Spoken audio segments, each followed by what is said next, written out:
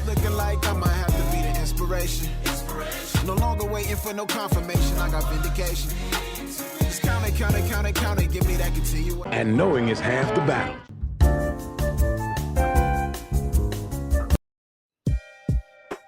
All right, so perspective theory, that's the idea that we take things in from our perspectives, from our senses, what we can see, hear, what we smell, taste, and touch. This helps us to form the world in which we perceive. Going into the theory of perception, I'm just kind of focused on what's highlighted in yellow here, but constructive perception, the use of sensory information to build a perception. And not only does the world affect our perception, but also the world we experience is actually informed by our perception. So it kind of goes back and forth. Here is a hollow mask. The point is that the nose is actually sticking in instead of out. Now your brain is simply rejecting it as being hollow because all the faces you've ever seen all through your life have had their noses sticking out. This one's sticking in. That's so unlikely, you simply don't see it, you can't see it, you reject it as a possibility. The brain can't cope with something that's very, very unlikely. One of the most interesting things about this is that you're fooled by it, deluded by it, but at the same time you know that you're fooled by it. I mean, you can look at the mask, put your hand in it, touch it, and you know jolly well the thing is actually hollow, and yet you go on seeing it with the nose sticking out, although you know that it's sticking in. You've got two awarenesses going here. You've got an illusion, but your brain knows that you've got an illusion, and yet you can't do anything about it. But there's no question that we have prejudices, we have built-in judgments which are partly inherited, partly due to our parents, our teachers, our early experience, and as you go through life, you begin to realize that half the things in your head which you believe to be absolutely true are fuddy-duddy and simply wrong. Message! And the problem is trying to update your brain. You're born with an old, out-of-date brain through evolution. You have to keep updating it all through your life. And it's jolly difficult to keep abreast of changes both in the world around one and in oneself. Now, we combine that with the ecological lens comes from Dr. Yuri Bronfenbrenner. For some of you scholars out there, a lot of you scholars out there, I'm just calling him Yuri B or Dr. B because I'm not quite sure if I'm saying his name correctly.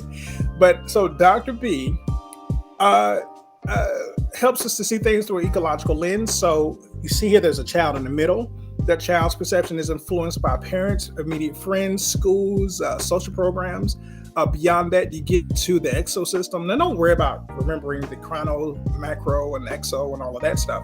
But just understand that there are a lot of things around us that impacts how we see and how we perceive the world and our environment. Not so long ago, many scientists believed that the brain did not change after childhood, that it was hardwired and fixed by the time we became adults. But recent advances in only the last decade now tell us that this is simply not true. The brain can and does change throughout our lives. It is adaptable, like plastic. Hence, neuroscientists call this neuroplasticity. How does neuroplasticity work? If you think of your brain as a dynamic, connected power grid, there are billions of pathways or roads lighting up every time you think, feel, or do something. Some of these roads are well-travelled. These are our habits, our established ways of thinking, feeling, and doing. Every time we think in a certain way, practice a particular task, or feel a specific emotion, we strengthen this road. It becomes easier for our brains to travel this pathway. Say we think about something differently, learn a new task, or choose a different emotion. We start carving out a new road. If we keep travelling that road, our brains begin to use this pathway more, and this new way of thinking, feeling, or doing becomes second nature. The old pathway gets used less and less and weakens. This process of rewiring your brain by forming new connections and weakening old ones is neuroplasticity in action. I'm on my way to find the whiz. He's gonna get me back home. Well, that's nice. Thank you. And good luck. But I thought maybe he could get you a brain.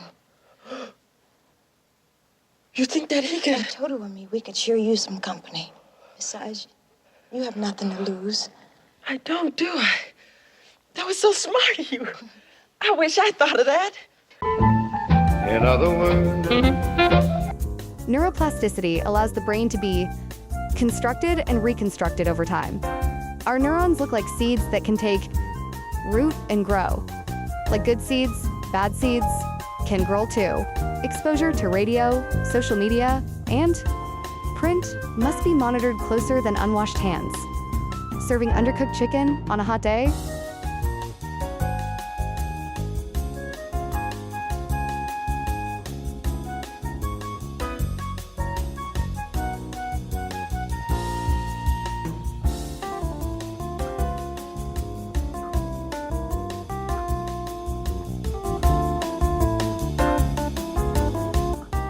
Up next,